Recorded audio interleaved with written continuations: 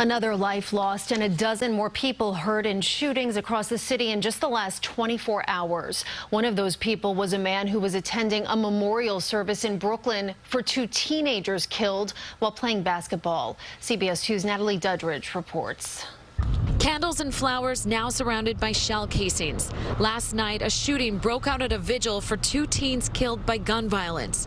A 22-year-old man saying goodbye to his friends was hit in the shoulder by a bullet but survived. We believe there's a nexus to gang violence.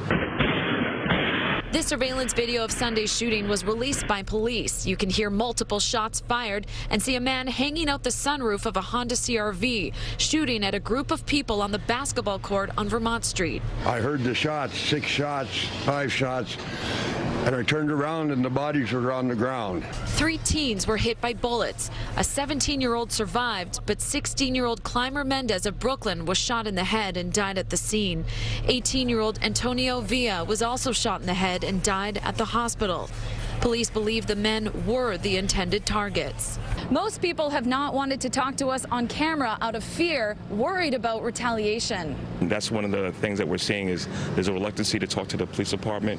But in order for us to stop the violence that's happening, not just here in this block, but throughout the city, we're going to need the community's help.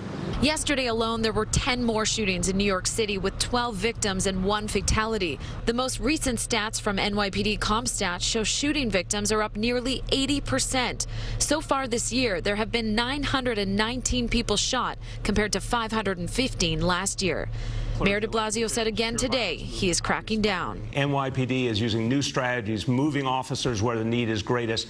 We're calling on the state to reopen the court system. Governor Cuomo also spoke this afternoon, saying the city and state will handle the surge in violence without President Trump.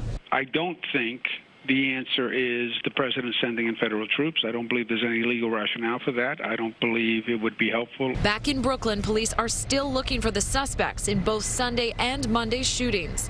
In Cypress Hills, Brooklyn, Natalie Duddridge, CBS 2 News.